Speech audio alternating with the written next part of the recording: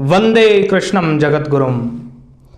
आज की लेटेस्ट खबर से शुरुआत करें तो ग्रंथ एक बार फिर सत्य होता हुआ दिखाई दिया है।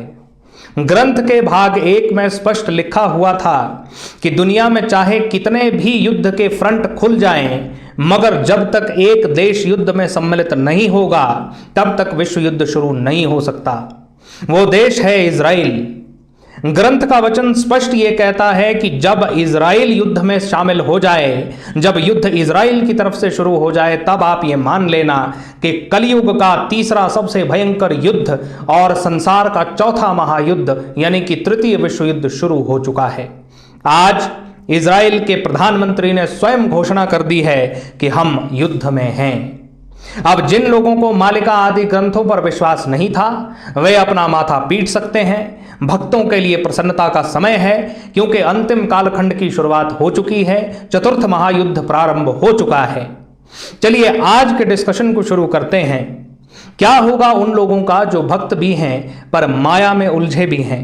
वे जन जिनके मन में कल्कि का ज्ञान तो है मगर विकारों से मुक्ति नहीं हुई है, क्या उनको खप्पर में ही जाना होगा या कोई और उपाय भी है? प्रचारकों से ये तो पता चल गया कि लीला हो रही है, विनाश सर पे खड़ा है, मगर भक्ति का स्वरूप नहीं जान पाए। अब मूल समस्या ये है कि गुरु कृपा ना होने के कारण धर्म के सिद्धांत सही से समझ नहीं आते और हम अपने ही विचारों में उलझ जाते हैं।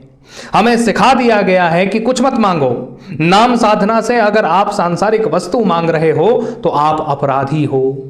तत्व को समझिए। आप सन्यासियों से ज्ञान सुनते हैं और सांसारिकता में उसे लगाते हैं। अब सन्यासियों को शिक्षा ये दी जाती है कि भोगों की तरफ से पूर्ण विरक्ति, 2 जोड़ी कपड़ा, 1 बर्तन, कुछ माला के अतिरिक्त और कुछ भी आपके पास नहीं होना चाहिए।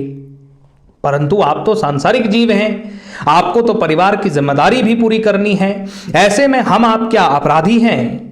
जब प्रभु को अपना सब कुछ समर्पित कर चुके तो मांगने क्या किसी और के दर पे जाएंगे?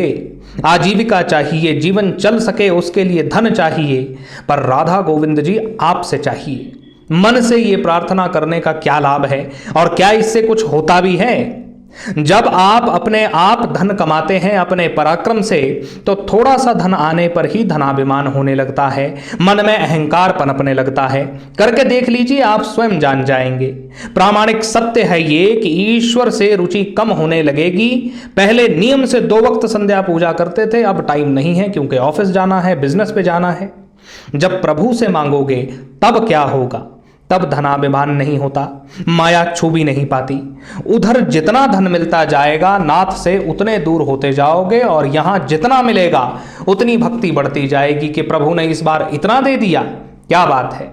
2-4 महीने बाद धन का भाव ही चला जाता है, केवल प्रेम और भक्ति ही रह जाती है। मैं तो छोटा सा दास हूं, अपना एक अनुभव बताता हूं। मैं एक ऐसे प्रोफेशन में था जहां झूठ ही चलता है। वैसे तो आज के समय में लगभग सभी जगह यही हालत है, पर उस प्रोफेशन के मूल में ही झूठ था। कुछ समय ऐसे ही चलता रहा, पैसा भी मिला, मगर मन में ग्लानि का भाव बहुत था। घर पे यही बात कही कि इस काम में तो सुबह उठ करके फरेब करना पड़ता है, ऐसे अधर्म की कमाई से भगवती और प्रभु की सेवा कैसे कर पाऊंगा? तो सामने से जवाब आया कि तो क्या इतने वर्ष इतनी डिग्री करने के बाद अब पंडिताई करेगा? भारी दुविधा।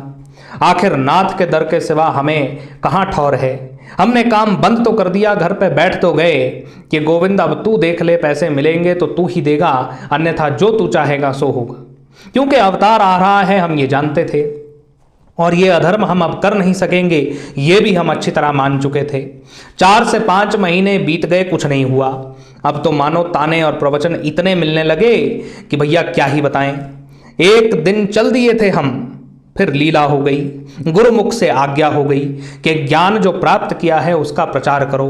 मजेदार किस्सा यहां से आगे भी वैसा ही है कि जिस दिन व्योम टॉक्स बनाया था, हमने आरपीएम सीपीएम सब देख के लाल जी से ये कहा था कि गुरु आज्ञा से प्रचार के लिए चैनल तो बना दिया, मगर यहां से चवन्नी भी नहीं आएगी, देख लेना। राधा गोविंद जी की लीला ऐसी हुई कि सारी दरिद्रता हवा हो गई। प्रभु को खूब भोग लगाने के लिए धन मिल गया। महामाई की सेवा रोज नए वस्त्र से होती है। शर्त एक ही है कि जितना जानते हो उतना ही बोलो, अपनी तरफ से ज्ञान न बोलो, झूठ मत बोलो और दुष्प्रचार मत करो। आदेश हो गया है कि जो ज्ञान संकलित किया उसे भक्तों को दो। इसी आशा से आप सभी के सामने ग्रंथ का कंपाइलेशन हमने तैयार करके दिया। आप लोगों ने इतना प्यार दिया कि उसका भाग 2 जो अभी तक हमने गुप्त रखा था उसे भी सामने लाने की प्रेरणा हुई।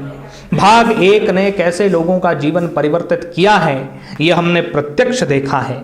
इसी आशा से कि गोविंद के ये शब्द जिन्हें वर्षों के तप और रिसर्च के बाद संकलित किया है यह आपके जीवन को प्रभावित करेंगे, परिवर्तित करेंगे। इसी प्रार्थना के साथ हम इस कंपाइलेशन का भाग 2 आपके सामने रखते हैं। व्हाट्सएप नंबर नीचे डिस्क्रिप्शन और पिंड कमेंट में दिया है। आप मैसेज तभी करें यदि लेने के इच्छुक हों। जय मां आदिशक्ति, जय श्री जगन्नाथ।